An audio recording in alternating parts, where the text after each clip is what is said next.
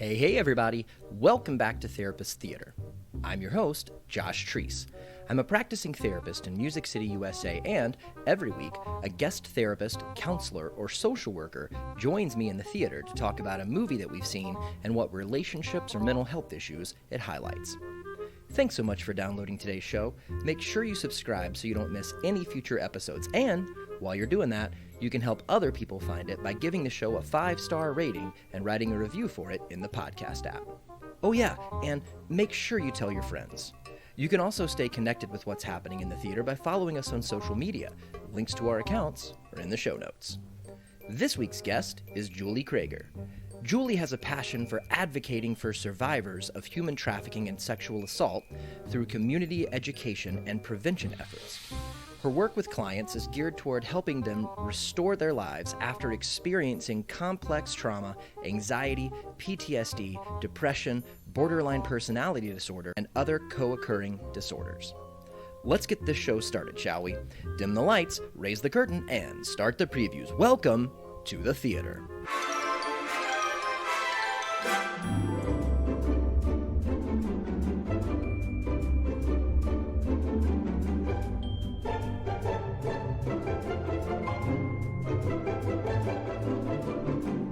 Julie, it is so great to have you on. Welcome to the theater. Thank you, Josh. I'm so excited to be here. How are you doing on this fine fall morning? I am great. I'm finding that this is my jam. I love the changing seasons. I love Tennessee in November, especially since we had like a cold snap and now we've had this kind of warm, sunny weather. It's just, I feel like we're cheating a little bit because it's just great. It's good times. Yeah, I was really afraid that like sickness was going to kick in with me because when the weather changes like that, usually my sinuses go nuts. Yeah. And for like a day or two, it was kind of headed that way. And I was nervous. Did you get like a proper fall like this up in the homeland on the hand of Michigan? Michigan is its own jam of that, but I think the colors in Michigan are beautiful, but you get a little bit, it's kind of weird. I sometimes, because I've obviously moved from those two states, I used to do it a lot more when I first had moved, but I would check the weather and see if, Michigan was so much colder than Tennessee on that day. And it ends up being 10 or 12 degrees difference, but it's like when they're finding, then there's like sometimes 30 or 40 degree difference. It's those days when Michigan is getting flurries and it's 39, or 33, and it's just kind of really cold. I mean, I went on a walk this morning after I dropped the kids off and literally just had a hoodie on and pants and was comfortable. I was a little cold the first lap, but I warmed up and the sun was on me. But in Michigan, I probably would have had my coat, gloves, hat, the whole deal on at that point, because it probably would have been 40 or 30 something instead of 50 something in the morning, and it makes a difference. It was 45 when I walked the dog this morning and I just had on a hoodie and some basketball shorts, but also was in the sun. Like I can't do that after the sun goes down now. Right. Now in Michigan, it could have been 32 this morning. I don't know. I didn't look, Wow. But that's just, and part of it is, I don't know if this is true, but I felt like in Michigan, there was so many like dreary, cloudy, spitting rain, mixed stuff all the time. And I feel like we get some of those days. I don't know if it was last week maybe, or the week before, we had a week kind of like that in Tennessee. Part of it was the hurricane remnants of 2020 and the constant. There was a day this week like that too. Yeah, I think it was yesterday, but even it feels like they're fewer and far between. I don't know if that's really, I don't have research on this, but I feel so much better about the weather patterns here. And this year, I feel like Tennessee is really, Texas friends are saying it too. They've had some really great colors, and we don't always get the great colors because it's a shorter window, I feel like, for Tennessee, that the colors change, the leaves fall. And in Michigan, you kind of, drops cold and the colors start changing, and it's kind of more of a longer process. But part of me wonders though, like how much of that is just the nostalgia of remembering, because like I came to Nashville from South Carolina and I thought, okay, I'm getting away from the hot, humid weather by moving here. And I was totally wrong. And every time, I open up the weather app and I've got, my hometown on the weather app as well as where I'm at, like it's always pretty similar I think Yeah. it's pretty similar between the two. But and of course I tell the story, when I was a kid, and I had to wait for the school bus in the morning, like I would have to have on a giant ski jacket. Yeah. And I Yeah. remember the school bus stop was on a manhole cover, and I would spit on the manhole cover and it would like instantly freeze.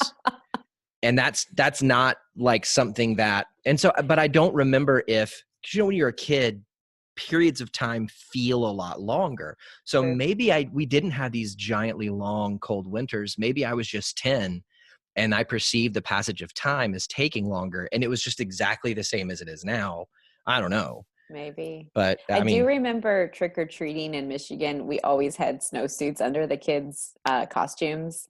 And in Tennessee, this year was amazing trick or treating weather. The year before that, I do remember us being kind of cold and it being rainy.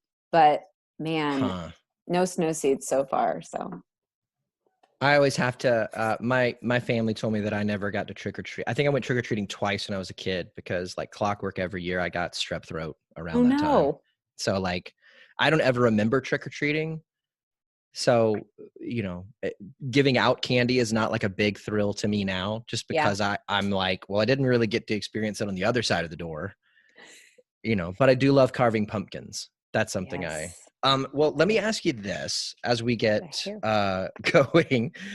I'm kind of wondering, before you got into therapy in any capacity, client, student, practitioner, did you have any idea or concept as to what it was? Hmm.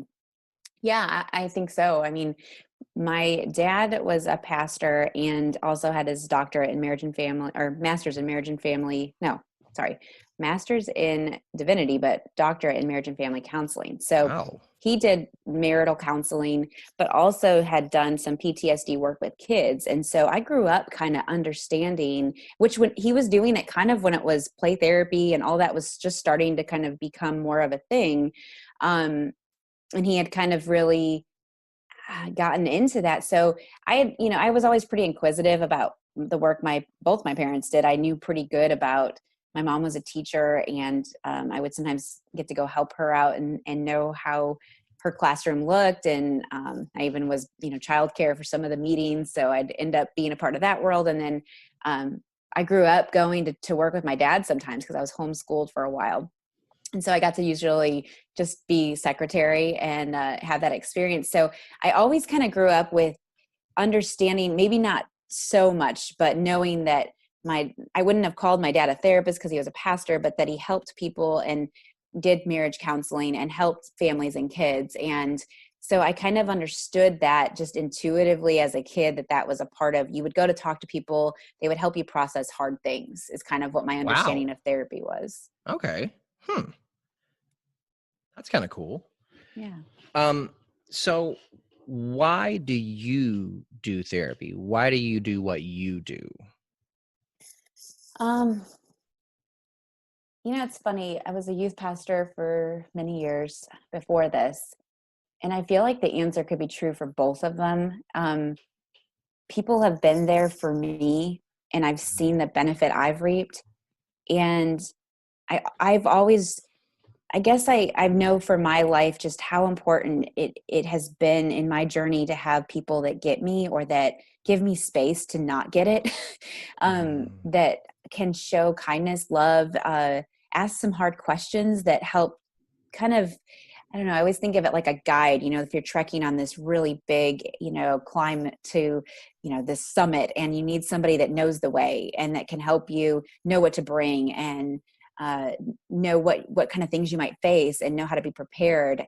And just those things are so important in our lives. And so having someone to coach or guide us into processing hard things, or knowing direction, or dealing with just the challenges of life, I feel like my life has been amazingly beautiful and a blessing, and a complete train wreck at times. And so knowing how to have people that help you walk through all of that has been just so life-saving to me and to Mm. people around me. And so because I've reaped those benefits, and because I've had those people in my life that have been mentors to me, and even just my parents, really just having that experience of having two great parents that were that loved me, you know, that were a safe place for me. I really want kids to have that. I want adults to have that. I want marriages to have that. It's just so important. So that's why therapy is, I think I was born, I think God just created me with an innate, I think we all want to help others, but it became part of my identity that I just feel like people have helped me. I want to help others. And that's why I chose counseling. I Yeah. want to be able to be a safe place for people to process. I think that that sometimes what keeps people in their fear when they are struggling with the realization that I may need help on something Mm-hmm. is thinking that going to somebody and talking about it, like a professional someone, obviously it's scary, but that it invokes some kind of weakness or abnormality. Do you feel like because you saw your dad doing this professionally that Mm-hmm. it helped? Which, I mean, this question in and of itself kind of presumes that you've been to therapy as a client. Yeah. So, I mean, please correct me, but do you feel like that kind of helped loosen that a little bit in your head to where, oh, okay, so I've seen lots of quote unquote normal people go in with dad. So Yeah. I'm not an abnormal person if I go. Yeah.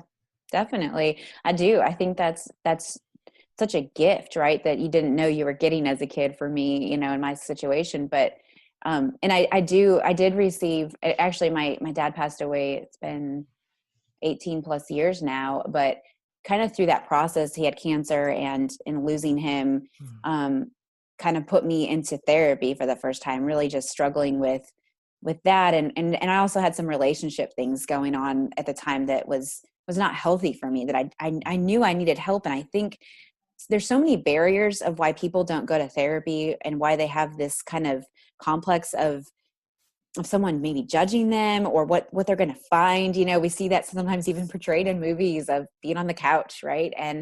Um and so for me, that didn't, it did feel normalized, because I guess that was a part of just the culture I grew up in, that it was okay and it was safe to do that, and it didn't mean you were weak. But I do know that, like, when I went to therapy for the first time, like, there was this fear of me of like, oh, what are they going to know and see about me, and what am I going to say that might like change someone's perception. And I was so blessed to have a great therapist. Like, my first therapist was somebody that, and I honestly don't even remember his name.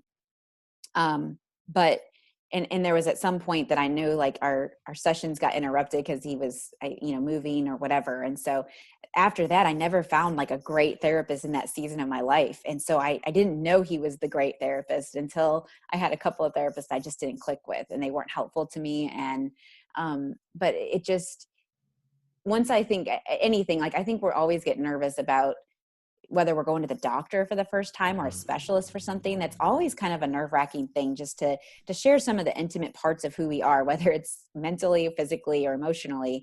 And so it is always a little bit nerve-wracking, but I found it very healing and very, I guess, refreshing, just to, I mean, I think we're all have stories to tell. So I think it's just a matter of how comfortable are you at telling your story, and getting over the fact that, it just is what it is, and And letting kind it of be. seeing and knowing people who were able to tell their stories to your dad, you feel like kind of shook loose some of that. Yeah.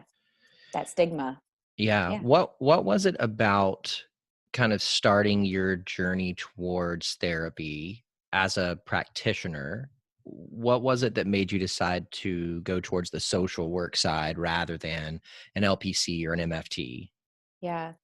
I think in a phrase, it would be macro social work. Once I understood, I'm really big about systems of oppression, and it's hard because I love it all, and that's part of why I picked social work. I mean, I love the idea of helping communities, doing community organizing, and understanding how to help communities and even regions of the world to be able to do a better job at, and my it would be like human trafficking for me, just how do we prevent that better? How do we educate it better? How do we do better in our school system with DCS and systems of oppression that cause that to happen? And how do we stop the demand so that it's not as rampant? Like, that's huge for me, that higher level of of what I believe social work is. But then I love what I'm doing now at just the person to person, like the client one-on-one therapy. I love the group therapy. Mhm. And I picked, like, I went to MTSU, and I picked their program mostly because of the fact that they do an advanced generalist. So some schools like UT will usually make you pick like macro social work or micro or meso. And MTSU was great about just saying, we're going to give you all of it. So I had to learn groups, families, Mhm. individual, community organizing, macro social work, and all those levels. I just feel like it really, for who I am, I really struggled like when I was in high school trying to pick a profession, trying to pick a school. I really struggled because I do think I'm kind of wild and eclectic in everything. And so I don't just pick one thing very well. I have kind of a brain and a character and a passion just for lots of things. Mhm. And so I felt like social work really, really tied into that really well for me personally. And I haven't regretted it so far. I have a couple of thoughts about that. I had on a guest earlier this year named Janine. Her practice centers around helping individuals who have an autism diagnosis and their families around them. But we were talking after we recorded, and I was telling her I was in the beginning stages of trying to figure out what kind of trauma resolution training I wanted to do. Mm, So, which is actually, I mean, you and I met because we did the brain spotting training, right. quote unquote, together virtually. Great experience. And I remember, telling Janine like, well, I just don't know whether I should do brain spotting or EMDR or the Murray method. And she's like, yeah, just do it all. And I Yeah. was like, oh yeah, Scrooge McDuck. Yeah, sure. I'll just go and open up the money bin. And she goes, no, like not do it all at once, but like, you gotta remember that this is not like you only have to pick one thing and stick with it forever. Like you can build out your toolkit as large as you want. And Yeah. if you look at it as an over time kind of thing, like do one training, Hmm. see how you like it. The next year, do another training, see how just kind Yeah. of adding all of that in. So, I mean, I feel that generalist thing, um, I like that a lot, but I think that so much of our development as people in the helping professions, as it were, is related to our development as people. Mm. And so, finding out what exactly clicks with you, because I think to a certain degree, the filters that we process knowledge and learning through have a lot to do with what hits us as a person. Yeah. Like I Definitely. remember so many of us in grad school when we learned about attachment theory or EFT, it like it felt like this I don't know, epiphany. Like it felt like this experience of like seeing behind the curtain of how so many things had worked that we didn't understand. And so it just felt like a natural kind of gravitational pull towards that side of things, Yeah. as opposed to, maybe something else like CBT or Hmm. something along those lines. But, um, and even for me, like I'm a naturally heady kind of person. I thought I would have guessed I would have gravitated towards cognitive behavioral therapy. Like that to me, if Yeah. I in my limited understanding of therapy at the beginning, I would have thought, yeah, that'll be what I go to. But then Hmm. once I got into a classroom and started having to make that decision of what to kind of walk towards, so much of my personal therapeutic work was getting out of my head. Yeah. I didn't want to get back into it. Oh, I so relate to that. Yeah, that's good. And so for me, it was like, no, I'm going to go EFT. I need something Yeah. that's going to root me more in emotion because the head stuff will come naturally to me. Right. I That's don't good, have to, Josh. I don't have to exercise that as much. It's Um, funny. I'm surprised that I like neurodevelopment, neuroscience so much because I wouldn't say I'm real nerdy or intellectual. I'm much more emotional as I'm more emotional in that way. I kind of connect with people more. Like I'm not going to get into a battle of the wits with somebody and probably win because I'm just going to get tired of it and not care and be like, ah, you're frustrating, annoying, I don't care. But as far as like neuroscience stuff, I love learning how the brain works. I love understanding how the brain and the body and mindfulness and all of that is connected and working in trauma work. Like I've become such a nerd, which is why I did the brain spotting thing. And I got more nerded out with that. I haven't got, my birthday's coming up, but I haven't got the brain model yet, but I Oh, I really have haven't my either. eyes. Yeah. Yeah. Yeah. I have my eyes on that just because I know it's super nerdy. I told my husband, I said, I know this is so weird and nerdy, but I might want a model of the brain. I think I that's don't know cool. if it gets nerdier than that, but Yeah. I like curate lists on Amazon. So when I have ideas of yeah. different things, I have like 12 lists on Amazon and I just put it on there to remind me. I think for so long I have just drawn models of the brain in session Oh yeah. that I didn't feel like a immediacy, even though the trainers were like, you got to get one of these models. I just thought, because to me, I could just do a quick and point and You do don't want arrows. to see me do that. I'm stick figure literate, and that's it. Mine's 3 circles. It's like an oval for the prefrontal, then like a Okay. smaller circle for the mid, and then like a little kind of like celery stick looking thing for the high. Like it's nothing fancy, but it's just to kind of, Yeah. illustrate those different parts. There's also, who was it? Dan Siegel. He did a thing where he would use his fist and like covered it with his other Yes. hand. Like that's Yeah. another. I do that with my kids, just talking about how I like DBT therapy, dialectical behavior therapy, and just talking about we do wise mind a lot when you're looking at the emotional part and Mhm. the intellectual part. And in the middle of those two circles where they meet, that's your wise mind. But I also use that with my hand, like you're talking about, with kind of our feeling part of our brain and our thinking part of our brain, and the reason we need both of them to work together. And I find so much the same things that I do with that I resonate with resonates with my kids and helps me parent. It helps me as a therapist with my clients. It all works. And I love, that's part of why I love it too. I love when everything Yeah. kind of, whatever's working for me personally, I can share that with other people in my life to help them.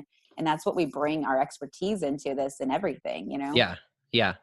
Yeah. I tell my clients all the time. And I think this speaks to a little bit of why I chose the like EFT, spiritual root system, voice of the heart, all that kind of stuff, rather than CBT is, the end goal, because most of my clients, when they come in, they're total head people. Yeah. And I would always tell them, the end goal is not to turn the brain off and Mm-hmm. operate 100% out of the heart. Yeah. And the reverse isn't true either, to turn the heart off. Yeah. Rather, it's to and it's not even to go 50-50. Rather, it's to recognize you've got both for a reason. And Yeah. that's not even to mention your instinct, like your gut center. So Mm, operationally, we want to move towards having all three working at 100%, yeah. because it's all information. Yeah. Like your feelings aren't good or bad. Your thoughts aren't good or bad. You Mm, are not your identity either. Like you are not your feelings, you are not your thoughts. yes. Rather, they're just trying to give you information for you to learn how to use. Yeah. Um, That's good. Yeah, that's all true. And the same thing with that awareness of our body, like that part of yeah, that understanding how to tune into that has been so key for my learning as I've become a therapist, just understanding, even just, I talk to my clients about just sometimes our body posture, like I'll even be watching TV or just something random and I'll notice I'm all contorted weird. And it's like being able to have that, like why I'm focused, and when I get focused, my body just does stuff. Right. And so yeah. being able to tune in and be like, why are my shoulders so tense? And why am I clenching my Mhm. jaw? And just knowing how our body is kind of giving us messages basically, Mhm. even when we're not aware of it, and being able to kind of notice that and be like, do I really want to clench my jaw right now? No, I'm going to use my brain. And is there something bothering me? Has this gotten me triggered about something? Or, just being able to ask those questions have been so helpful just for my personal life. And it seems to be something that I can also share with others that might help them as well, because they experience the same things. Yeah, we were walking our dog the other night. And my wife said something about, yeah, I've been noticing I've been clenching my jaw a lot more lately. Yeah. And I think, I think back to the first time. I've said this a lot on the show lately, and I don't know why. Maybe it's my COVID. subconscious telling me I need to do this more. But like, have you ever done flotation therapy? No, It's incredible. The place that I go is called Float Nashville. It's in Berry Hill, but there's places all around. no way. It's an 8x4 tub with the water inside of it's 98 degrees. The Okay. air in the room is 98 degrees, and there's 2,000 pounds of Epsom salt dissolved into the water.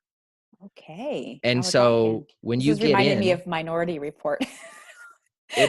it's not unlike that, just with nothing plugged into you. But like when you get in, because the water and the air are the same temperature, you float on top and your Yeah. body can't really tell the difference between what's above, what's Oh, yeah. below. And it's like a 90-minute session. And the first time that I did it, I've never had a massage. Massages creep me out. I'm not interested in it, whatever. But like when I got out, every muscle in my body was relaxed. And I only Wow. knew that after. Like I didn't know that I had tension. I didn't know Sure. that any. And so when I got out, it felt like I'd had a bunch of muscle tranquilizers. Like I was all kind of Yeah. like rubbery and bouncy.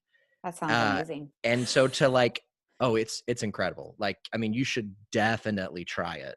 And I I'm only in. say Float Nashville because their sessions are 90 minutes versus a lot of the other ones around town are 60 minutes. And so you get I'm a writing little, this down. more.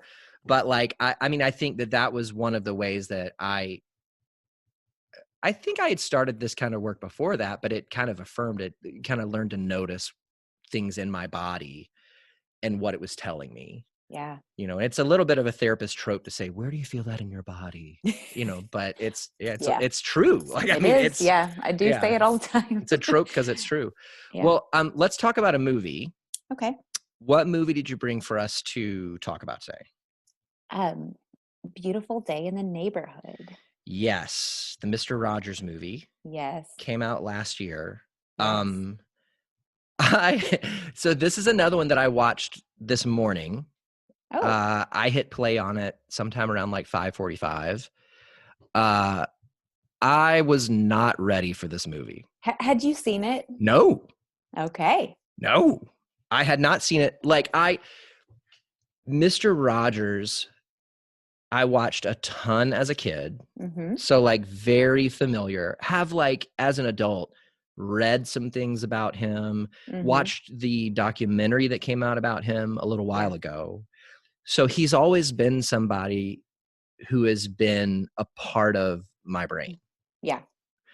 I think for the longest time though, I don't think I thought too much about him.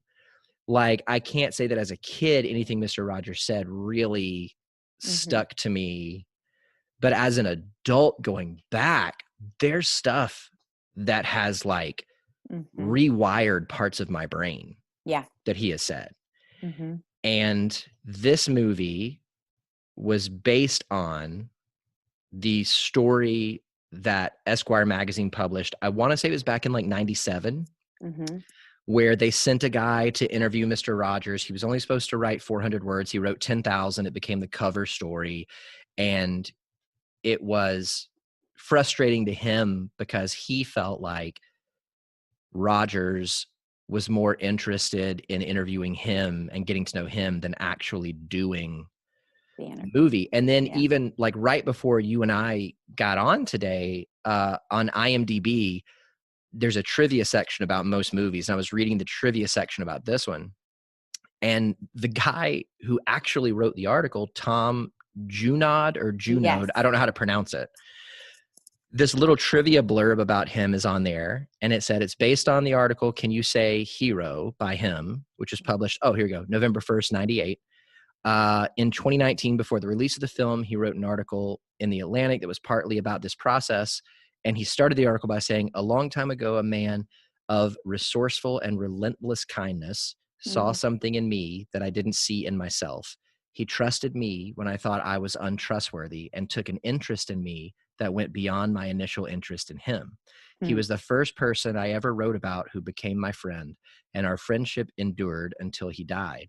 Now a movie has been made from the story I wrote about him, which is to say, quote unquote, inspired by the story I wrote about him, which is to say that in the movie, my name is Lloyd Vogel, and I get into a fist fight with my father at my sister's wedding.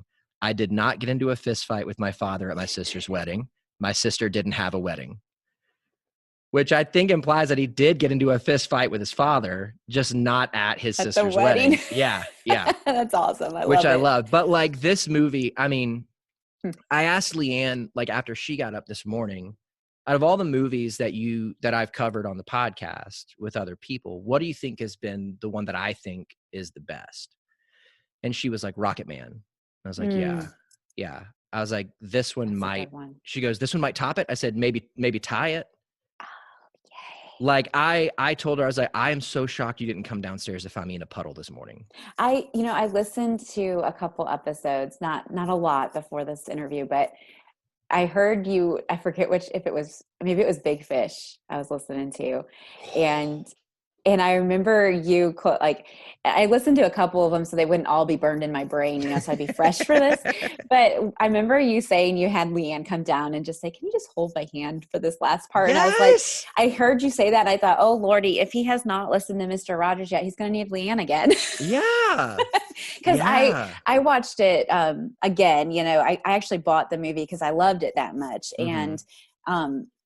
And so I watched it after working all day, which I totally don't do this kind of stuff. Usually I go to bed really early when I work because my brain is just tired, but I felt up for it. And so my husband was actually like in the room working, and I'm like, sobbing a little bit throughout the movie. I'm just like, I just love this movie so much. And the first few minutes of watching it, like because here's the sad kind of truth bomb with Mr. Rogers for me as a kid. I watched it too, but it was always like the boring kids show for me. Like I Yeah. didn't Yeah. I really get that. like Yeah. it. Yeah. And I was like, and I remember thinking like, this is dumb, and his sweaters, and just kind of like, even as a little kid, just kind of hating on Mr. Rogers. And I feel really guilty about that now as an adult. But I remember like being always mesmerized by it somehow. Like, and honestly, some of the imagery as a kid, like the railroad and the lady, I forget her Mm-hmm. name right now, but that kind of creeped me out a little bit, to be honest with you. Huh. It just did. It just kind of, I felt weird. Like it was kind of just odd to me. Like, Yeah. and now it's like, I actually took my kids to see this movie last year when it was in the theaters. Oh, And remember that? yeah, remember when we used to do that? Isn't that hilarious? Oh my gosh. And I made them watch a couple of our childhood episodes of Mr. Rogers. I was like, you need to watch a couple of this. And they were both the same way, like, this is weird, Mom. And then they couldn't stop watching. Like after the movie or No, before the movie. Like when they thought it was dumb wow. that I was making them watch it, but then they Yeah. sat down and watched it, and it was like they kind of got like mesmerized by it, just like I used to, even though I didn't want to like it as a kid. Yeah. And when I saw the movie, and it ended up being my older son, he's almost 13, but he just, when we got out of the theater, he doesn't always respond like this, but we see a lot of action movies. That's usually our Yeah. jam. But he was like, that was maybe the best movie I'd have ever seen. And it really touched him. And so Wow. it was great. Like, so I watched it again, but yeah, it's emotional. And I remember thinking the first few minutes of watching it this week, I was like, did I pick the right movie? Because, I struggled with knowing which movie to pick. And then 45 minutes in, I'm like, I picked the right movie. Yeah. This is so good. Well, I think so. What's funny is like, I mean, hearing from you a little bit, which I mean, I should let you say this, but like your work is primarily centered around sex trafficking, people who are survivors of it, Yeah. advocating against it. So I think when you initially sent like this movie, I was like, oh snap, am I about to find out that Mr. Rogers had a seedy underbelly that I don't know about? And I was like, please don't let me find this out. No. But I think that it comes back to so much in our world can we have in common with each other. All of us have a bad case of being a person. And, Mr. Rogers, what he did in his interactions with children and other people, I think above anything else was treated them with such respect, Mm-hmm. Yeah. like treated them with such value that it like threw people off. Yeah. Like people were like almost mad at how much he was really like with them. Yeah. And it's weird because I'm so thankful that it has been so far. We haven't heard any of this, truth bomb about it, but I think it was really genuine. I think that, Yeah. Oftentimes, especially in my work, I see so much connection used to poison people, to harm people, to exploit them. But there is a genuineness out there. And this is what I feel like is missing for the world. I mean, we all have the ability to be good humans and to be kind to one another. But it's so often that kindness that is used against somebody. And so that's why we're a lot of times skeptical of like, is this the real deal? And what's this hidden agenda? And at least for me, I can be that way. And so I liked that he was really this reporter, of the movie, just wants to like, I loved when he interviewed, I'm sorry, am I not supposed to get to this yet? You can get to anything you want. Okay. The movie came out last year. The title's going to be in the episode. Like, I'm not worried about spoilers. If somebody clicked on it. I don't think it's even that, but I love it when Lloyd interviewed, I don't know, Fred Rogers invites him to come to New York, I think it is, and his wife is there, Fred Rogers' wife, and Mr. Rogers is out there, with the kids and the reporters or whatever, and Lloyd Vogel goes over to the Mr. Rogers' wife, and he said, "So what's it like living with a saint like that?" And she's so poised and perfectly. Her response was like, "Kind of don't enjoy that term, saint." I forget. I'm not good at remembering the quotes exactly. She said because it makes it sound like it's not attainable. Yeah. And then she gave, I felt like, chemistry class in 10th grade, she gave all the ingredients to Mr. Rogers. She's like, he does things every day that helps him be who he is. And she said it's like, it's a process. He has to do this, or he chooses to do this process. And I loved how she explained, that was one of my favorite parts of the movie too, is just, I have so many, but the anger, when Mr. Rogers talks about anger and putting on the keys and the doom, doom, doom, and she talked about, he gets angry. It's just a matter of what he does. Temper, yeah. And I loved that because that's so true of the work that I do and myself and in others. It's so important that we understand that these feelings we have, it's not bad or good to have these feelings, but it's just what we do with these feelings when understanding the feelings we have, and then what action and behaviors we choose to go into. And Mr. Rogers had a great self-care routine. Yeah. Well, in the documentary that came out a few years ago, it talked about him swimming laps as something he did every day. It also talked about, although it did it in a little bit of a vague way to where I don't know if it was something that just happened and he didn't do it intentionally, or if it was intentional in him, but that his weight as a person was 143 pounds. And the number 143 became very significant to him because I love you. I has one letter, love has four, and you has three. And that became a significant number to him. We used to, in, I guess, was it middle school, we used to have pagers. Yeah.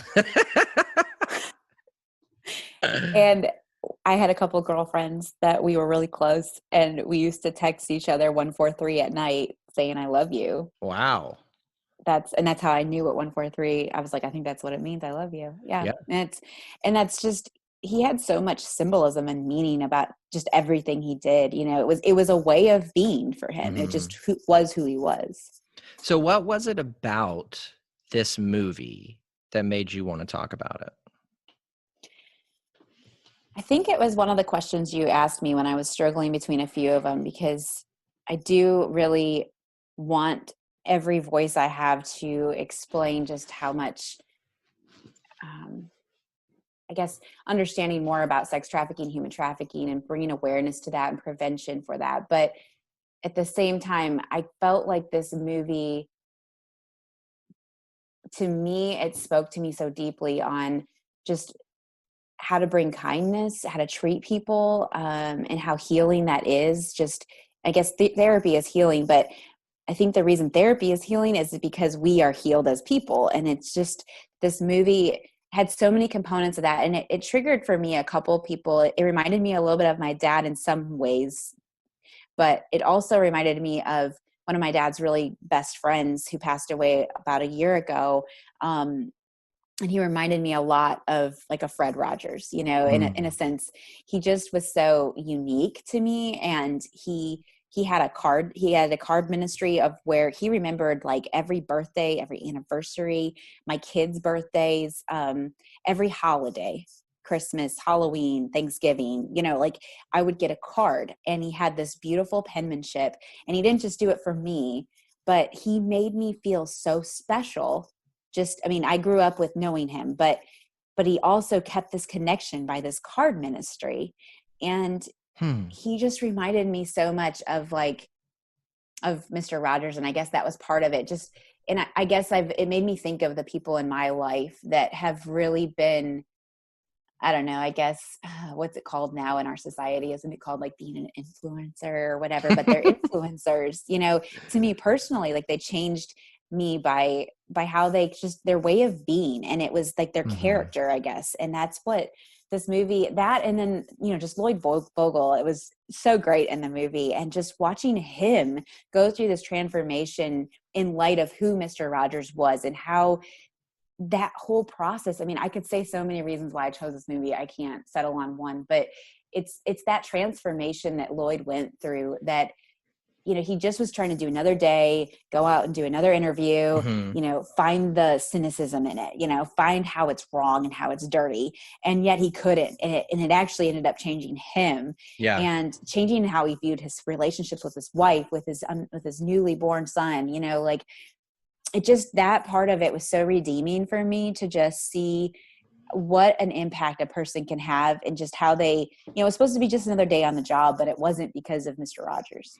Yeah, the movie's not about Fred Rogers. The movie's about Lloyd Vogel. Yeah. And when he gets, you know, the beginning of the movie, he's in his, I don't know who she is, editor's office, like the person who I guess is in charge of the magazine.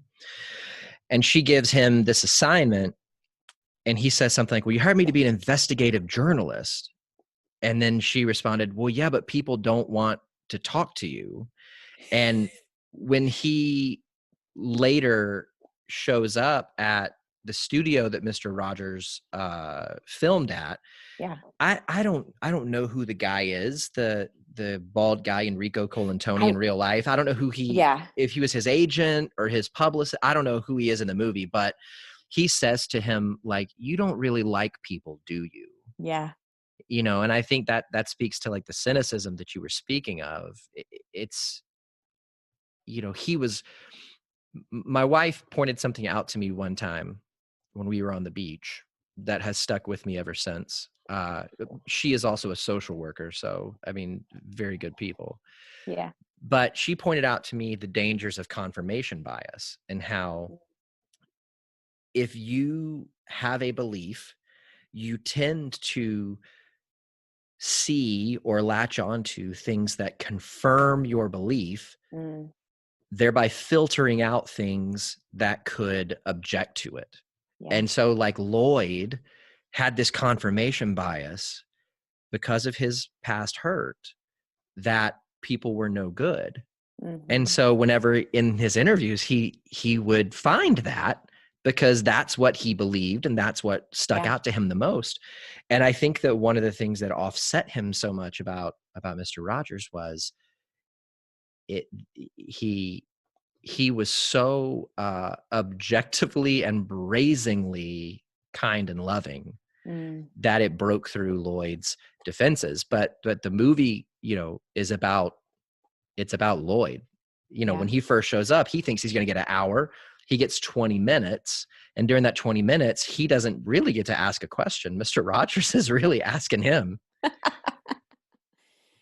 I love people though that flip the script, you know, like, and that sometimes is what we need as people, because it's those moments that sometimes do change us, is when somebody, you expect it to be some way. And maybe it's because of what you just mentioned, you know, we have this belief system, but sometimes that does need to be challenged. Sometimes it does need to be flipped so that we can just kind of be vulnerable and authentic and experience things in the way that maybe we need to reach the next level of our growth.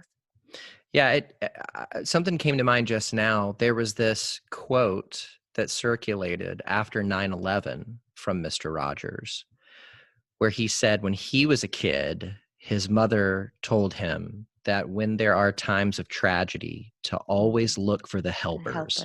because Yeah. there's always people around that are trying to help. And that to me is an example of confirmation bias at work for the good. Yeah. Like he taught himself how to expect and look for the Mm-hmm. good in other people so that it always stuck out. So what parts of the movie stuck out to you the most? Mm. Well, the one that first came to my mind when you asked that question is when, um, Mr. Rogers is with Lloyd at his, what is it, an apartment, or he brings out the puppet. What's the puppet's name? I forgot. Well, there's Daniel the Tiger, Daniel the but Tiger. I think Yeah. he also brought out King Friday the 13th. Yeah. Brought that out too. Right. Yeah. Um, but yeah, that moment, I guess why it stuck out to me is especially just I like to understand more about inner child work, and I do that some with my clients, and just learning about our need for play, that we all, even as adults, we don't grow out of needing to play. It's a part of who we are, and very few adults, I think, get that and do it really well, and just get play and just let down your guard and enjoy something, whether it is sketching something or building a sandcastle on the beach or going to play what is it, racquetball, or just something random, like just playing, having that ability. And I guess that part of the movie, just watching Lloyd's reaction, and I felt it too, just like, in my mind, I would have been thinking, what a freak, like, what is this dude bringing out this puppet, it was so great to me. And I think something that in the last few months, maybe it's part of like 2020 realizations, but I have this huge desire to create spaces, to create opportunities, to engage people in play, that they do fun things, that they get to just have joy, have genuine joy, and imaginative and creativity and all that kind of aspect of what play can really be. And I think we need that because it also connects us back to our childhood, and it also helps us understand things sometimes. Or if we didn't have a good childhood, which is in the case of a lot of the clients I work with, there was no, we talked a little bit about enjoying pumpkin carving. And I just recently had a group before Halloween with my clients where we did pumpkin carving. And it was great, but for one of my clients, it was very triggering. And for the other client, they had never done it before. And then there was a little mix of in between that for some of the other ones. But it was so great to be able to process through how this can be good this year and how they're in a safe place this year. And I loved how the movie just kind of tried to engage Lloyd in that this can be a safe place. And I remember he talked to Lloyd about Mr. Rabbit because that was Lloyd's favorite. I don't know how he even knew that. I forget now, but he just was able to try to engage that inner child part of Lloyd. And, I think Mr. Rogers was really a therapist. That's what it feels like. It was good. And so that I know that's just what popped in my mind. So I'm an overthinker. So I'm trying not to overthink all the parts, but that part for me just brought me so much joy. It was so meaningful Yeah. to see him engage in that way, build rapport. And it didn't work out. Lloyd ends up storming out and being kind of just weirded out by the whole process, which in and of itself was amazing. Well, I don't think he was weirded out. I think Rogers was getting too close because he was starting to think about his mom. Yeah. And that was not something that he wanted to go into. I think you're right. There were so many times he was with Mr. Rogers that I thought, oh, this is a therapy session. Yeah. And I think what's interesting about that, and this is coming up a lot on the show lately. So I wonder if there's this like collective awareness that's beginning to rise in the mental health community lately. Yeah. But just the power of the therapeutic relationship and how it's not an intervention. It's not a certain like sect or area of expertise. It's not the office decoration. It's not any of that. It's just being with somebody. Yeah. Truly being. And one of the things in the movie that whenever Lloyd first shows up for the interview, there is a family with Mr. Rogers on the set, two parents and their young child. And I don't remember if he asks or if one of the staff people there just said it, but it's a Make-A-Wish child. Mm-hmm. And the child has, I think, what is an oxygen tank Yeah. with them. But you see Mr. Rogers has like knelt down and he's just Mm-hmm. talking to this. And the reason why the staff person was even saying this is because it's throwing off the schedule. You know, he Yeah. was supposed to only be doing this for 3 minutes, but it's been like 30. Yeah. And he is just talking to this child as if the child is a real human. Yeah. Like, he's not trying to rush it. He's not talking to the child as if the child were an adult. Mm-hmm. He's talking to the child as if the child is a child. Mm-hmm. And just commenting on, he has a sword from He-Man, from the Masters of the Universe. And he's just commenting on like, that sword looks so heavy and so sharp. You must be a really strong person to be able to swing it. Yeah. And then he says, this is the kind of stuff that he says throughout the movie that are just like bombs that are thrown at me. He's like, I'll bet you're really strong on the inside too. Yeah. I'm like, oh my gosh. Yes. And then all of a sudden, and the whole time he's speaking to this child, the child's like swinging the sword. The parents are like, no, Timmy, I can't believe you're doing this. Like, oh my gosh, you're embarrassing. Blah, blah, blah. When he says that to that young man, the kid hands the sword to his parents and just walks up and hugs him. Yeah. I know. And it's this like, and in somewhere in that trivia thing in IMDb, it said he was a notoriously bad interview subject because he always wanted to get to know the interviewer more than he wanted to be interviewed. Yeah. And it's this, I had a mentor in college who was like this. Every now and then he would get a hold of me, and he taught some of my classes in class or something. He'd say, Josh Treese, it's about time for us to get together again. So I would have to go to his office and like they had a little sign-up sheet outside his door and say, okay, this day at this time. And he and I would like walk the campus and we'd end up sitting on a bench somewhere. Mm-hmm. But I remember it was like for that hour, no matter when it was like I was the only other person on earth. Mm. Yeah. And something about a person who Mm-hmm. can really be with you Yes. is that connection piece is so incredibly, and it's not like my time with this guy's name was Hooli.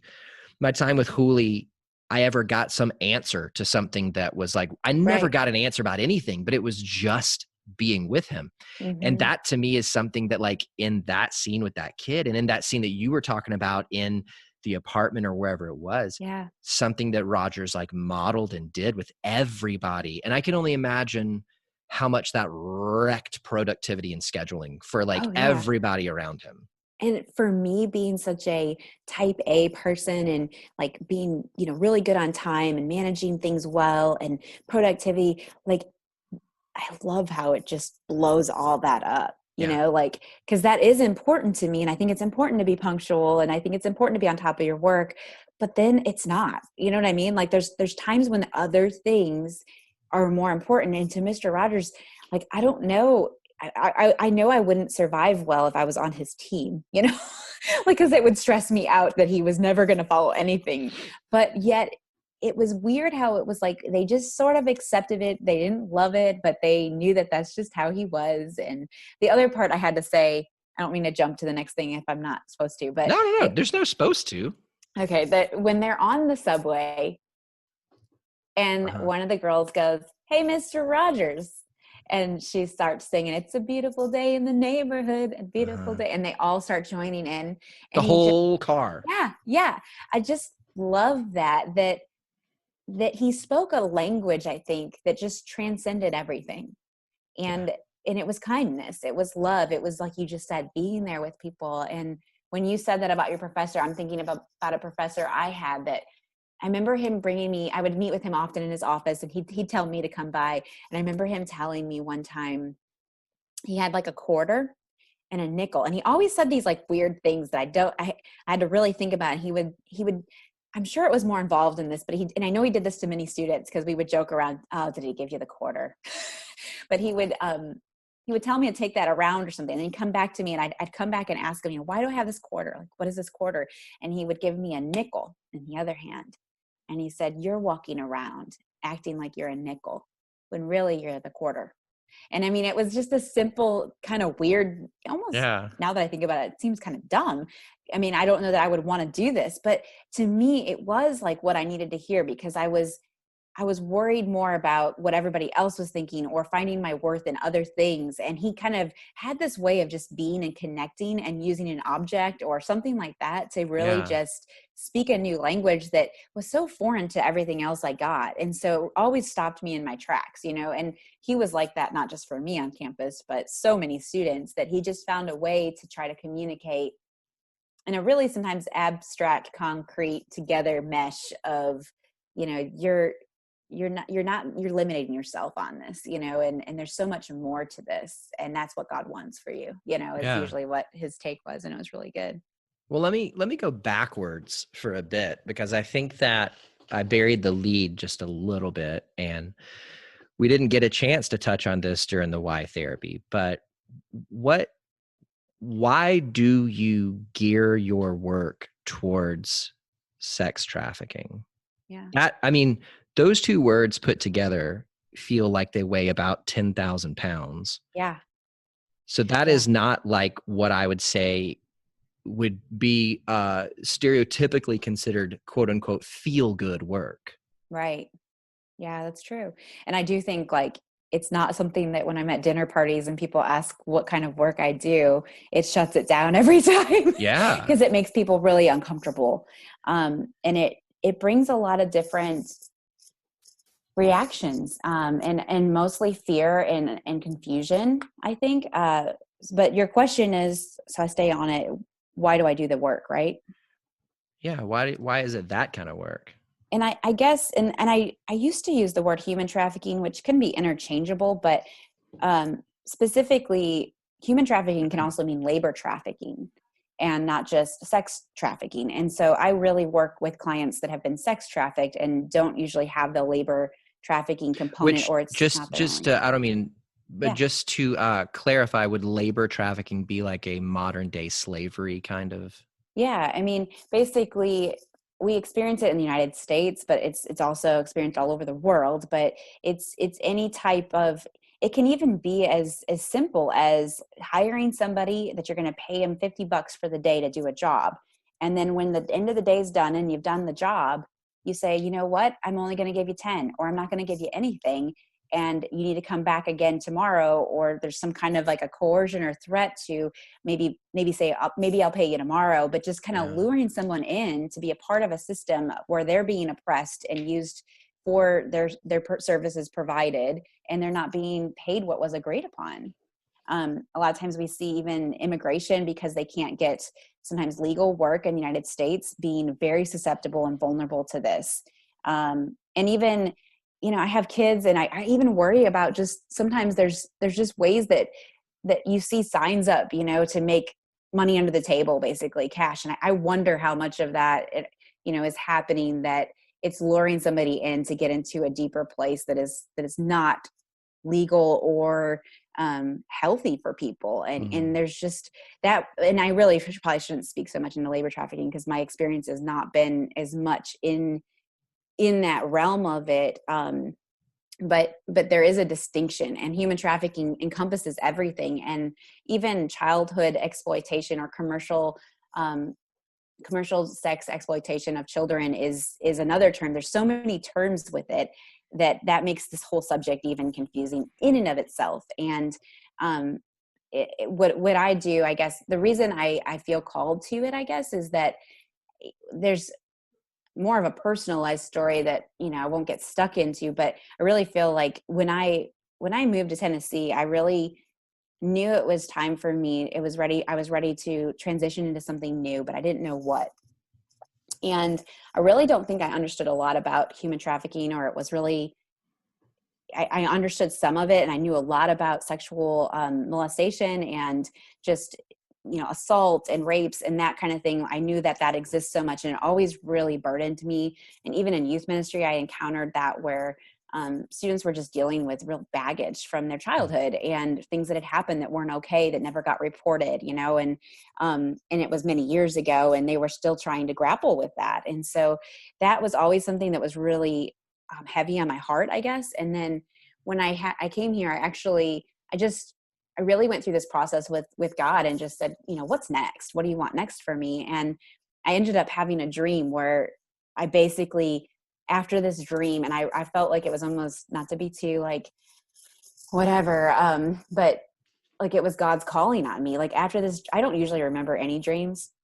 This dream, I remember everything about it. And I remember waking up crying in the middle of the night and sleeping with my husband, and just remember touching him and being so glad that it was just a dream and that my husband was there, and it grounded me. It brought me back to that I'm actually safe right now, but I couldn't get this out of my head. And it was like God had just very profoundly called me to this work. And it was right after that I was like, I started researching RAIN, and started, I can't remember the acronym, what it stands for, but looking at rape and sexual assault and looking at that world and trying to see where I could volunteer. And so I saw In Slavery had a chapter in my local community, and they worked with human trafficking. And I saw a sexual assault center in Nashville, and I applied to be a part of their hospital accompaniment program. I went through that training. Then I was in the middle of this training learning about sexual assault and all that goes into that when I applied for a job to be a sexual assault victim advocate. And so then I got hired in that position. When I became in that position, I learned even more about trafficking, and also through my volunteer efforts. And I guess it's just the fact that when I think of helping people and I think of sexual assault and sex trafficking and being exploited, it affects the person mentally, physically, emotionally, like every part of you, sexually, and I guess I just thought there's so much just deep hurt in there. I just felt like called to it and passionate about it. And the injustice of it really always had bothered me in just so many ways, that people in America in 2020 are being trafficked in this land of the free. And it's also obviously happening in other countries, but we think in America that couldn't be the case. And it's actually becoming more of a threat, it feels like, so especially with the online, what we've gone to in this digital age. And I guess lately too, just having two sons, like understanding pornography and how much that demand of sex selling in our world just increases the demand for this type of profession. Like, I love the fact that I would be out of a job if the demand was gone, and we didn't,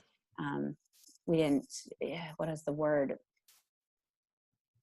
I don't know. I guess that evil of objectifying people wasn't a thing in our world. Yeah. Yeah. And originally you had said something about wanting to do the movie Taken. Yeah. I actually watched it again. It's very clearly Liam Neeson's daughter and her friend are both kidnapped, and it's very clearly I don't know if it's the labor trafficking or sex, whatever, but they are going to get sold for some purpose. And her friend actually dies for what I think was a drug overdose. Yeah. That seems to be like a puzzle piece that fits a little more snugly into the sex trafficking kind of thing, but yet to come back to what we were saying earlier, the therapeutic relationship, considering what it is you do, how does this movie have an impact on you as a person who helps? Yeah. Which movie, Taken or Not Taken? Yeah, Beautiful Day. Okay. I think it's so important in the work that I do with these clients to just really be present, really, really see them, really be gentle, be kind, and also direct with them, sometimes, because not shying away from the things that are hard sometimes is actually very healing for them. And being able to, in the right way, develop this relationship where they feel like they can be able to trust somebody again, when the people that they usually, oftentimes, not every time, but oftentimes a lot of the clients that I work with, or just that have been exploited in this within sex trafficking, have come from family systems that have been so not good, like where drug addiction has been rampant, and they may not have even lived with their parents, or they might have been in the foster care system, or there's all these different components to that. So just step one of having someone see them, accept them, love them, show kindness, be in the yuck with them, and it not be too much and it not be polluted is so important. And so this movie, I guess it just helps me to want to be a better human, and to also to help me remind myself of these things that I do to take care of me, to be able to keep doing this helping profession is so vital, because it's not only my survival, but it's also the example that I set for others. And Mr. Rogers does that. I don't think that he doesn't broadcast that he's praying for people and that he's swimming all these laps, and that he plays the piano, and he does these things for himself that I think help him deal with all the heaviness of what he sees and deals with people. But it's just so important in this work that we do know how to model that we know how to, I know I couldn't sustain being in this work without learning how to take care of myself, and learning that there's some things that I don't have a responsibility in the sense of I can't bring healing. I can lead people to places where they can find it, but I can't be responsible for the results. Well, that goes to something that he said when Lloyd and he were in the restaurant. Yeah. Because that was another favorite part. Enrico Colantoni had said to him at some point, he really loves people like you. But he didn't really elaborate to Lloyd. He didn't really elaborate on that. And so when they're in the restaurant, Lloyd says to Mr. Rogers, "You really do love people like me." And he said, "What do you mean by people like you?" And he said, "Broken people." Mm-hmm. And he said, "Well, I don't think you're broken." And I think that, we as helpers, what we think about people, I think shows in every conversation that we have with the people that we help. Mm-hmm. Because thinking that people are broken is going to lead you to believing that you can fix them. Yeah. And I think that's going to pour out of you. Mr. Rogers said he didn't think that people were broken. Yeah. But that he recognized that sometimes people feel hurt and they feel sad. Mm-hmm. And that it's important to learn what those feelings mean and what you can do with them. And you can see that when he tells Lloyd, "I don't think you're broken," that wrecks him. That rocks his world, because I think he had told himself the story that he was irrevocably broken. Yeah. And that the best that he could do is, and I'm thinking about, he and his, actually, I don't know if, they said they had eloped. So he and his wife had a baby. I think he thought the best he could do would be just to provide, much less be present. Right. And you see at the end, it ends with him saying, "I need to take a break. I want to be here for Gavin," is the son's name. I'm going to be for Gavin more. And he's just cradling his son. Yeah. At the end. But that moment where Roger says, "I don't think you're broken," it's what you're saying. It's being with somebody, seeing them, and giving them the dignity of not treating them as if something's wrong with them. Yeah. Even something just as simple as prolonged eye contact, because there were these moments where Rogers would say something to him, he would respond, and Rogers would just look at him. Yeah. And I love the part at the restaurant you're talking about, and I forget what is something about his childhood. He asked him, "What's the question?" Remember? Which one? Rogers asked him? Yeah, and they just sit in silence for him to contemplate. He goes, "Would you do he this?" said, he said, "This is like an exercise. Would you take 1 minute to think about the people who loved you into being?" Yes, that's it. And that, that's why Mr. Rogers is therapist. We're just calling it. We're calling it. But I feel like that has been, I'm such a talker, and I'm a verbal processor. But one of the things the work I do so much, it's mostly just being in silence, being uncomfortable with the silence, not feeling like I need to share in the void, or I have this really expertise thing to say. It's just being. It's just, like I said earlier, like leading people into spaces where they find healing, where they build up that resiliency, where they are empowered, where they know they have what's in them right now to get to what they need to do with God's help. Usually, I mean, I'm in a faith-based program, so I can say that. But and seeing my clients, I genuinely love them. Mhm. Like love them. Like I enjoy being with them. I enjoy coming up with activities that are healing for us to do. I have fun with them. I am who I am, like with them. You know, they are people that I admire so much, and I just am overwhelmed every day I get to go be with them. It's not really a job to me. It's a privilege just to be in their presence, because they have such a truth and rawness that is healing for me personally. Mhm. I love that, sometimes it is a faith-based program, so we do have some devotions. And um, when I'm sitting there with them and they're processing something and they're reading scripture and they're like, man, this shit is good. And I love it. I believe if Jesus were on this earth today, he would be sitting in there saying, yeah, it is good. And Yeah. that's what's healing to me about it, is that there's not, sometimes I guess I've been, raised in the church so much that sometimes there's all these confinements that are put on it that just creates more barriers between God and people, is how I see it. And so I love that the clients that I work with have experienced sometimes the most raw deals in life, the worst of the worst, the most not fair circumstances in any way, and have pretty much usually lost all sense of understanding just who they are and who they can be and what the world could even be for them, because they've only known this one thing of brokenness. And so it's so amazing just to watch them go through this transformation.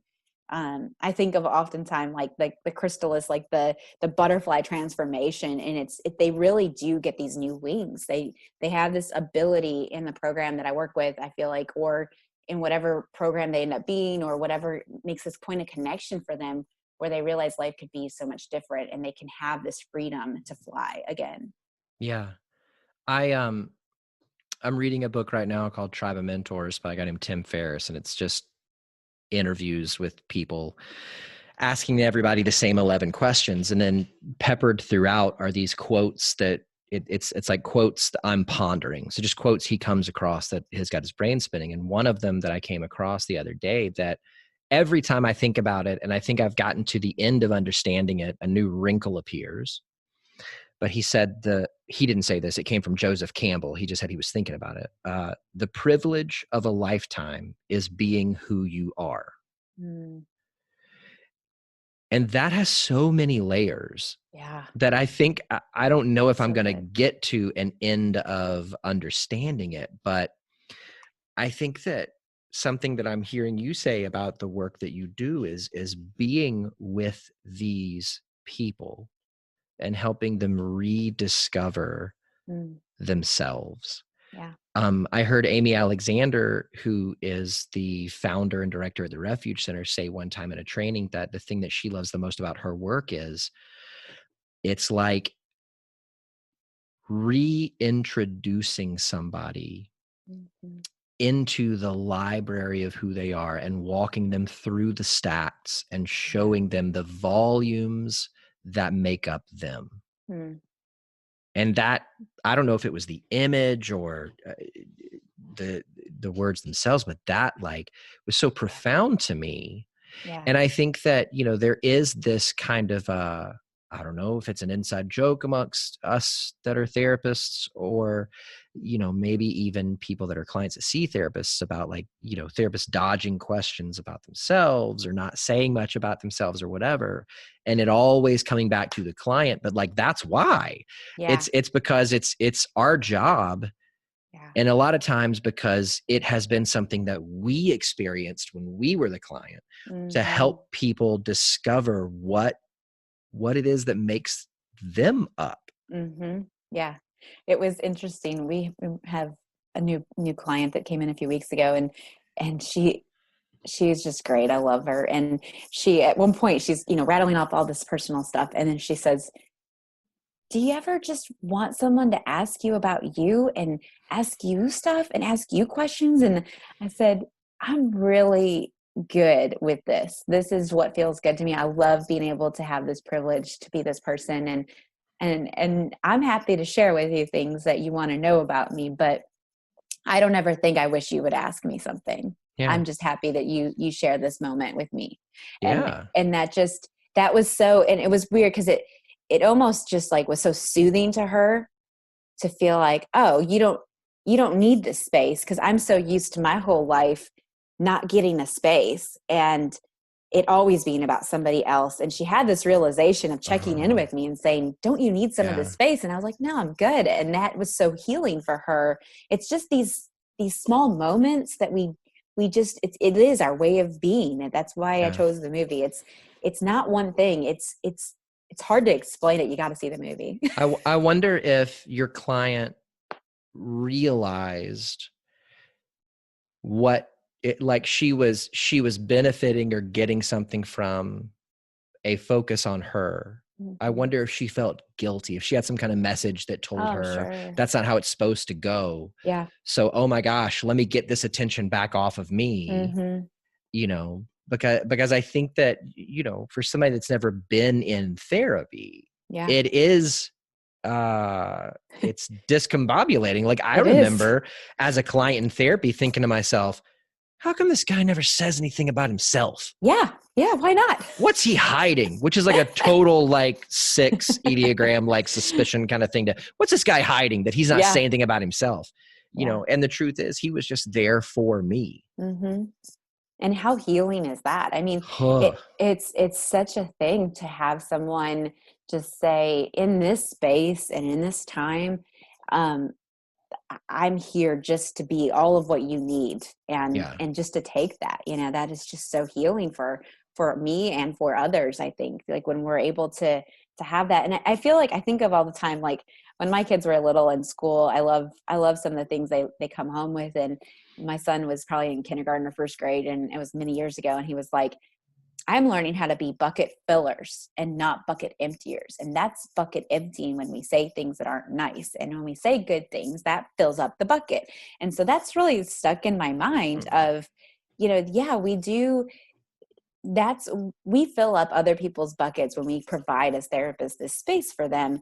And then we have to go find ways to fill up our buckets in different ways. But that's very healing to me. And it does fill up my bucket in a way to be in this profession and to be able to do this work.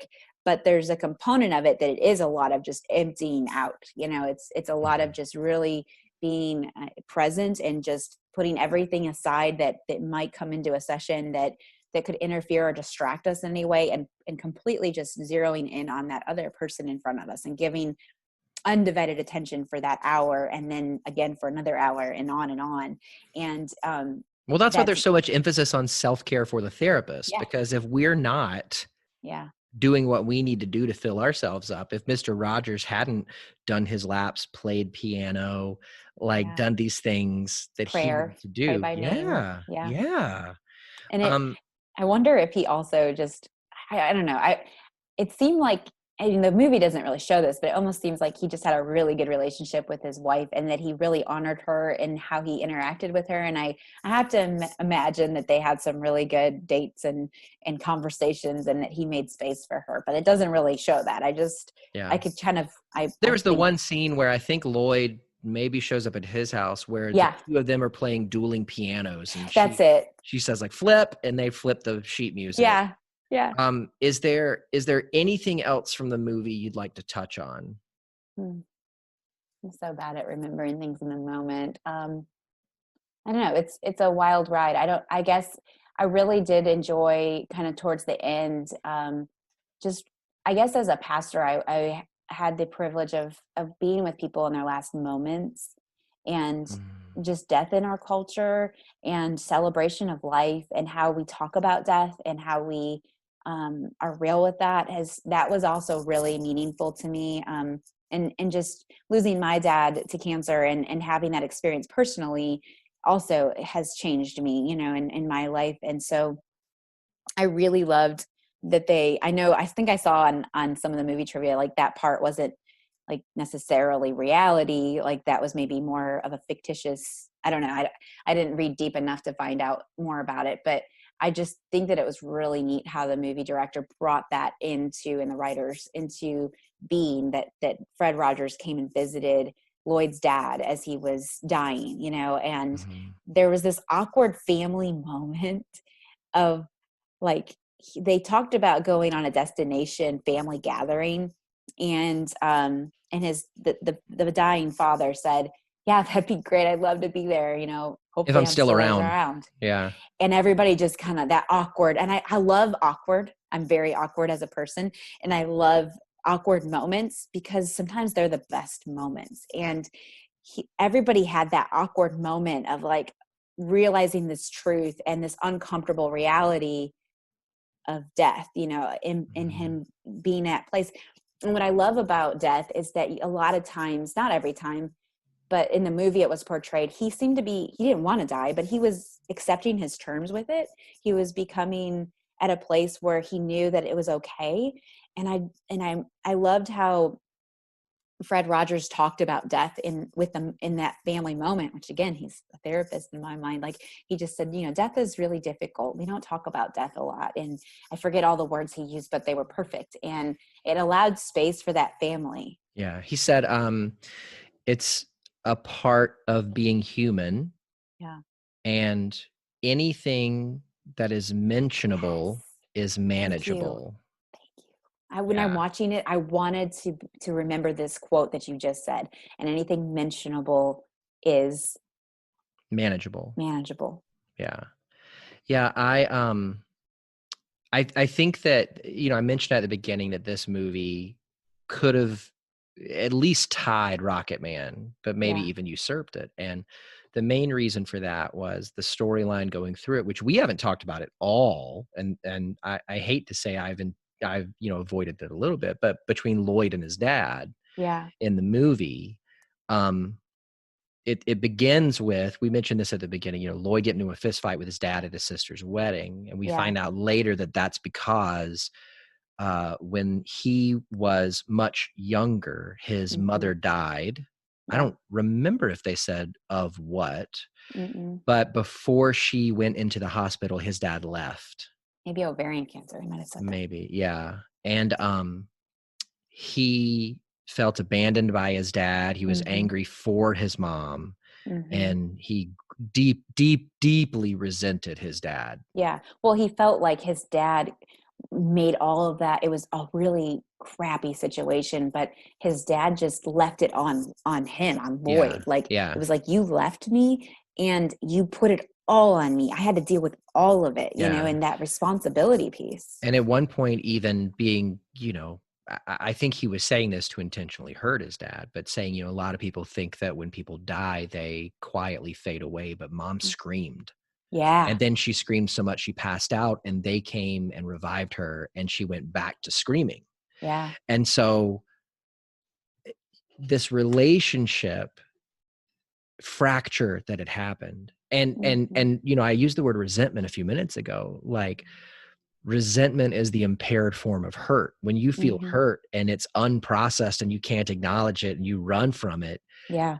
a resentment grows out of that. And so at the end, where his father, whenever Lloyd is saying these things about how his mom died to his dad passes out at the table and falls over. And you find out that whatever his dad is suffering from, I can't remember at the moment, but it's progressed enough to where he has to be hospitalized. And then Yeah. basically, like, it's not hospice, but they've put a hospital room bed in his living Mm-hmm. room at his home. And so Right.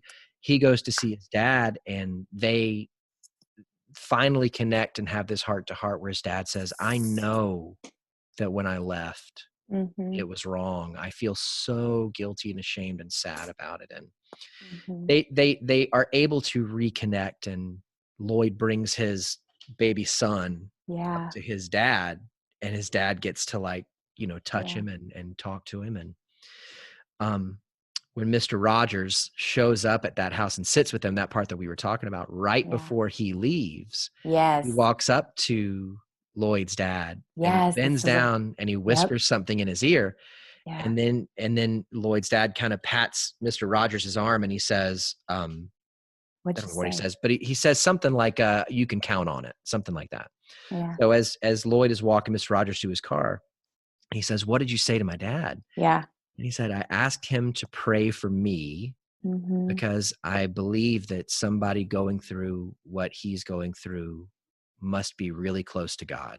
Yes. Yeah. That wrecked me. Like, Yeah. and I saw that, I saw that. I've seen it over and over again, actually, with people. And there's this, and, C.S. Lewis does a great job of connecting pain with the creator, and God is with us in our pain, and Mhm. it says he shouts, and what is it, that quote? Do you remember it? There's a C.S. Lewis quote, and I can't think of it right now, but he shouts and he whispers as part of it. And Mhm. I can't remember the connection, but maybe, I'm I not don't know. super versed on Lewis. Yeah. I think But it's pretty much contained within Lion, the Witch, and the Wardrobe is what I know about him.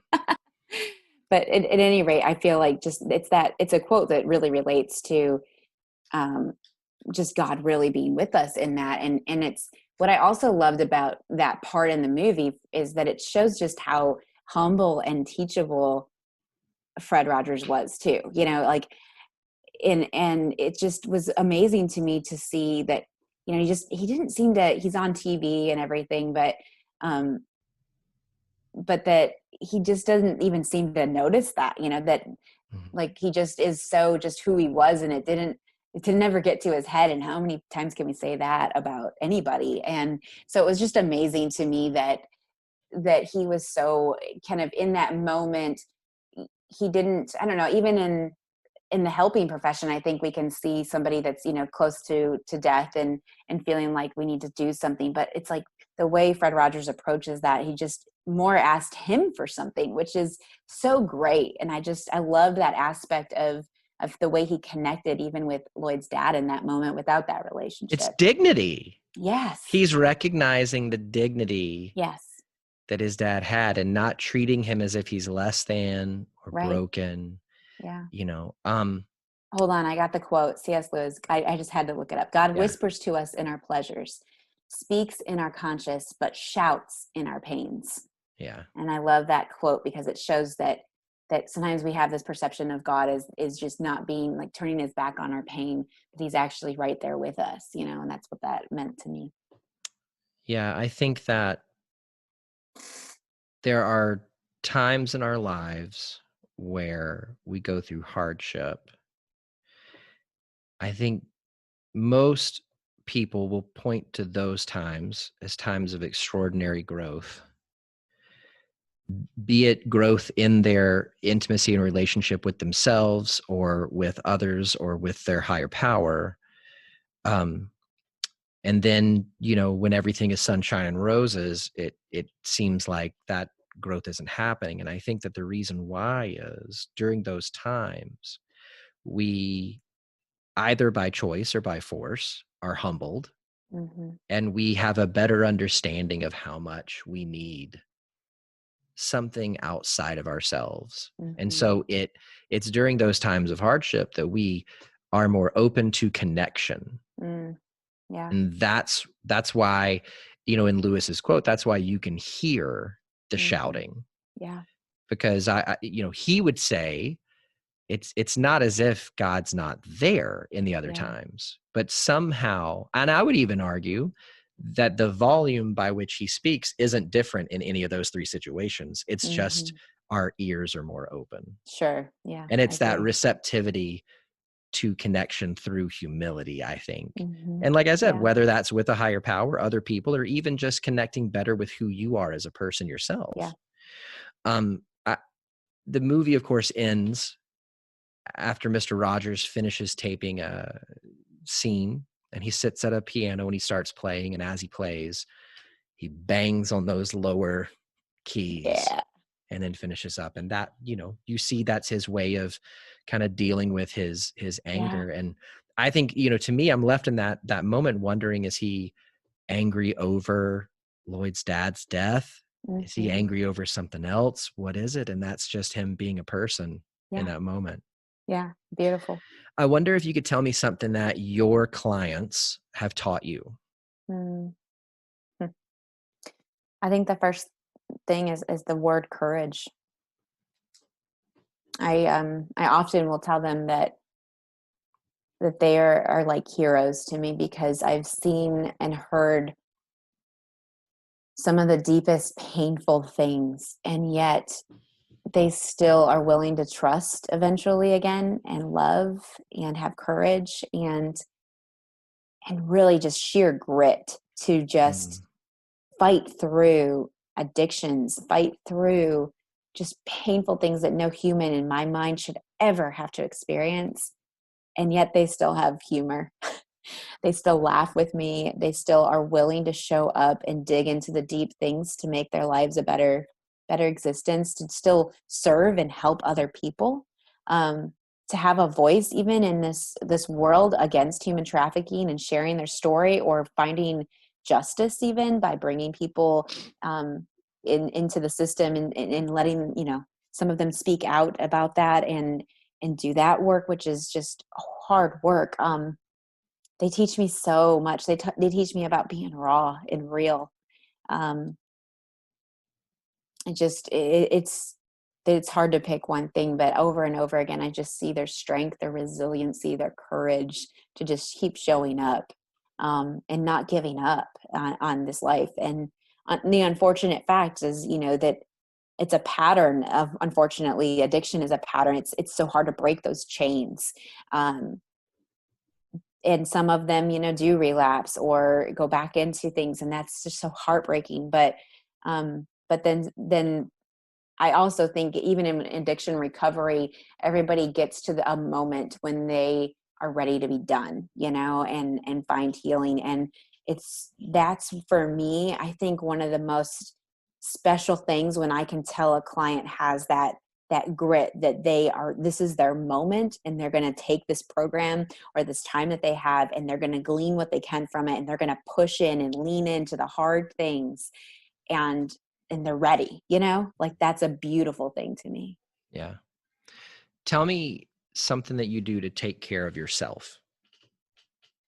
Um, I go outdoors. I love being outdoors. I walk. I have a horse and a dog, a giant dog, that's a Great Pyrenees and You a have a Tennessee. horse? Yes. Yeah. I have a Tennessee Walker. He is 31 and a half. Years And old? yeah, I've had him since he was 3. I tease my husband that he's been in my life, the man in my life, longer than my husband. What's a Um, typical lifespan of a horse? I mean, it's a pretty big life range. It could go anywhere. It's kind of like humans. I mean, 30 to 40 is pretty up there for horses. It's very senior. My horse had a brother that had to be put down around 21, 22 for cancer. So it is pretty exceptional. I mean, I've looked up the Guinness. I think the Guinness was like 42 or 44 for a horse. Wow. But he's fat and sassy and happy and grumpy like an old man all at the same time. um I'm convinced that he is my spirit animal. Like, I will never have another love like him and a connection like him. Wow. He is a lot of fun, and he is me if I was a horse. We really connect. And so I don't he's retired now from riding. So I don't really ride anymore, and I have 5 acres where we're at, but I don't have a lot of land to go riding, and he's just at a point where he's kind of over that. But sometimes I still will get on him and just kind of hang with them, or the kids will get on him, but he's just really a pal for me. And same with my dog, just taking her on short walks, because she's got arthritis, so she can't keep up for the longer walks I do. But I love hiking. I love being with the animals. I really like the simple things. We got to go camping last weekend and just got to be outdoors a lot. And it was such a beautiful weekend to be able to do that. And there's so many great trails in Tennessee. I love Rainier Lake, this time of year is so gorgeous. Um, and I love yoga, meditation. I do spend time with God every morning. Like, I'm not a great person when I don't do that. It seems to be a recipe for me that when I wake up, the first thing I do is turn into God's word and try to set my spirit in the right place for the day. So I have a lot of rhythms that I've really learned over the last few years that are very essential for me to make it as a human. Wow. That's cool. I got to put you in touch with a former guest of mine, Nina Wallace. I listened to that one and I want to know her. Yeah. I loved that episode so much, Josh. Like, and I've actually really wanted to get the training to be an equine therapist. Yeah. That would be awesome because I She's love great. I'll it. get you in touch with her when we get done. Also, of course, like big deal EFT guy, Kenny Sandifer. He is in his previous life before becoming a therapist was a bull rider in the rodeo, Really? and currently he operates a horse farm No way. and regularly uses it in his couples work. In fact, when I did That's the EFT awesome. externship when I was still in grad school, Yeah. one of the kind of famous things that he shows in it is him. I don't think it's the right term, but breaking a horse, like being in Yeah. the pen with the horse as it is just Yeah. wound up and running around. And Kenny, Lunging. yeah, and Kenny is just with it the whole time. And you just watch, I think it's a 15 to 20-minute long video. And it ends with, instead of the horse running around and running away, just walking straight up to Kenny and Yeah. letting him kind of pet the horse and loving it. And he It's does usually that. called joining up and you kind of let the Yeah. horse come to you. Yeah. And Yeah. it's a beautiful thing. But he It doesn't, is. he doesn't hit the horse. He No. doesn't like do anything other than he just sticks with it. Yeah. So let's say that somebody has been listening to us today and rightfully so thinks that you are, as you would have said, their jam, and they want to become your client or at least use the services of the agency that you work for. How do they do that? Yeah. Well, and at the moment, I'm not, in private practice, but I work at Rest Stop Ministries, which is a long-term residential treatment center for sex trafficking for female adult survivors. Kind of a mouthful, but basically, that's where I see clients at this time. I do group and individual therapy there, and I hope to soon in the future, work possibly. I'm just real part time there, so I just see clients and go in a couple days a week, but as I'm kind of getting closer to my LCSW accruing of hours, I'm trying to get some more individual therapy experience. So I'm going to be kind of pursuing some of that as well, a couple days a week to kind of get my hours in. And because I love it, it's just been such a great process for me to be able to just have that privilege to be with clients. But basically the program that we provide, there's also what I really love about Rest Stop Ministries is it's a little bit newer of a program, but part of the reason it got started is by contacting other programs similar to serving sex trafficking survivors, such as Thistle Farms, In Slavery, and eventually now Rescue One Global has come into the mix, and Middle Tennessee. And it's just been such a beautiful thing to watch this interagency collaboration. The CEO, Rondi Smith at Rest Stop Ministries, regularly meets with Derry Smith and Margie Quinn and at End Slavery, and they also meet with I'm blanking on everybody's name right now, but I don't know her personally, but I think it's Lacey and Daniel Toller run Rescue One, and then she's so famous, Becca Stevens for Thistle Mhm. Farms. She's also, there's just like that good collaboration. And part of how Rest Stop came into fruition was I saying, what services are needed for sex trafficking survivors in a program that's not currently being met? And I think Mhm. that's such a beautiful question for agencies to ask. And Rest Stop Ministries was born because we're on a farm and we have land and space, and we have a slower program, and we ask that clients be sober for 30 days. Some type of a lot of them go to Buffalo Valley, but we also see people from all over the United States. So they could go to any type of treatment center and get clean for 30 days, and then they can apply for our program. And we're real small. We have about I don't know, 7 or 8 beds. And then we also have a small transitional apartment. And we really help clients as they get to the 18-month mark, if they want to kind of go through a formal graduation and if they've gone through the stages of the program, they're eligible to live in that apartment for a period of time. And we help them find place like a car, make sure throughout the program, usually after the 1-year mark, we're helping make sure they have full-time employment. Having a vehicle or transportation. A lot of them are trying to earn money to pay fees so they can get their license back. And then we also have just partner organizations that we try to get, secure independent housing for them, or if they need to go to a step down program, depending on what their needs are. So it's really, I love that fact of the wraparound services that are provided. Rest Stop provides, individual and group therapy, which is me. And then they also just have another licensed therapist that's my supervisor that is the program director, Jill, and she runs groups. And then we have equine therapy that they go out to offsite. They go to the gym sometimes, kind of different now with COVID, but that's how the program's designed, just to be a very holistic program that is able to kind of meet all of those needs and have all these resources for clients that oftentimes didn't have really any resources. They often come and either from homelessness or because there was no other option. We have partnerships even with, judicial systems. Maybe somebody's, going to be facing some time unless they go into a program. And so we consider those applicants too.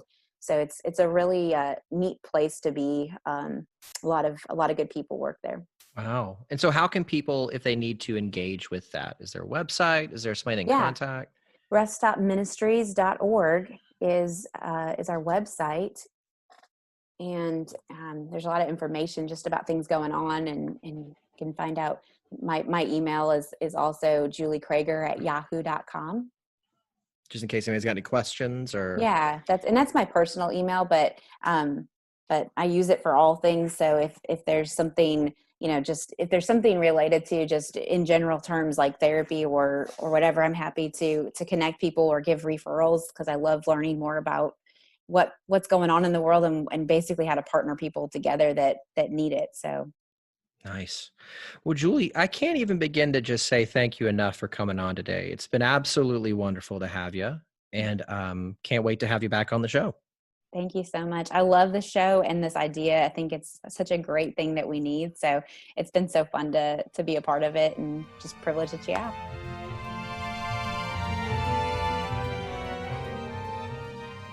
Thanks so much for joining me this week in the theater.